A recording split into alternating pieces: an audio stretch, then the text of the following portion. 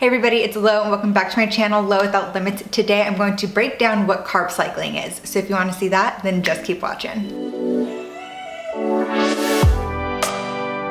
Now, before I get even more into this video, I just wanted to put out a little disclaimer that I'm not a dietitian, I'm not a nutritionist, I'm not a trainer, but I am someone who enjoys going to the gym and likes to do research on different diets and different ways to improve your workouts and just improve your health and fitness.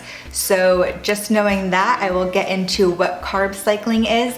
So carb cycling is basically alternating your carb intake either daily, weekly, monthly, depending on your fitness and health goals. A lot of people will go lower carb for periods at a time as a form of keto or for cutting. Some people will do higher carbs when they are bulking and trying to put on muscle mass. And then some people cycle them in even shorter periods of time, such as daily, in order to kind of get the best of both worlds and in the long run, lose weight yet maintain their muscle mass. Now, if you're doing carb cycling daily, that's typically to have higher carbs on days when you are working out and having a heavy leg workout or just a heavy workout in general, and then lower carb on your rest days. That way you can have all of your energy and your carbs for those days that you're working out, lower carbs for days that you're resting, and typically moderate carbs for days that you're just doing something like cardio or a light workout. That way you can still have energy to fuel your workout without having a super high carb level. And typically while people do carb cycling and change their carb intake throughout either the days, weeks, or months, their protein generally remains the same, which is about 0.8 grams of protein for every pound of body weight, or a little bit more protein if you know your lean body weight. And then fats can either stay the same throughout, which means that on each day that you carb cycle, since 1 gram of carbs is 4 calories, then each day that you carb cycle, your calorie level will change while you carb cycle. And then, or a lot of people will keep their proteins again the same, and on days that they have higher carbs, they kind of try to equal out the calories throughout the week. So when they have higher carbs, then they will lower their fat to keep their calories the same. So you can either do it with your calories changing and your proteins and fats staying the same, or your fats changing with your calories and protein staying the same. So again, that's also personal preference on how you wanna do that and what your fitness and health goals are. So the benefits of having higher carb days are, one, for hormone health, which really helps, and to restore your glycogen. So having that in your body does help fuel your workouts and help you retain muscle. And the benefits of lower carb days are allowing your body to try to burn fat instead of glucose, and which is what keto is if people do like long-term keto diets, and to cut their calories. So those are the benefits of doing high carb and low carb, and then blending them in together so you do get the best of both worlds. So again, an average gym goer such as myself, who works out on some days and then of course has rest days in order to recover, and I don't have any major fitness goals, I'm not trying to put on a bunch of muscle,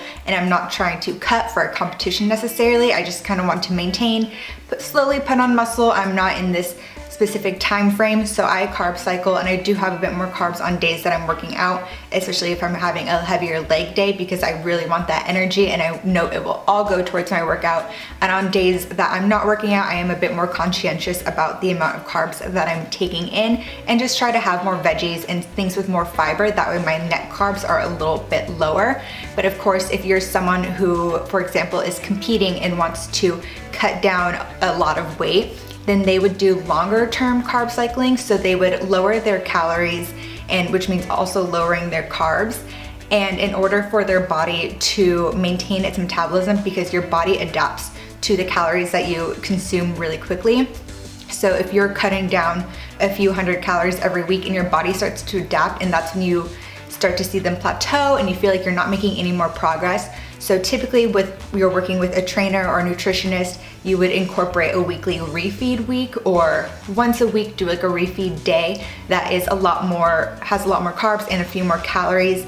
That way your metabolism doesn't get too adjusted and start to plateau. As you start to cut calories, you kind of throw it off by giving it a refeed week or day. That way you kind of keep your metabolism on its toes and it won't get to adjust it so you can still continue to burn calories and lose weight, especially when you're cutting. So people do that over months' time. That way they can continue to see progress to get super lean for a competition, for example. And that's typically what it's there for. And then again, you have higher carb days for working out, and if you're trying to bulk, using all those carbs and all those calories that you're eating to consistently go to the gym to put on a lot of muscle. That is what higher carb days and really focusing on higher carb intake is really beneficial for. Now, how many carbs you choose on your high and low carb days really depends on yourself and how you feel.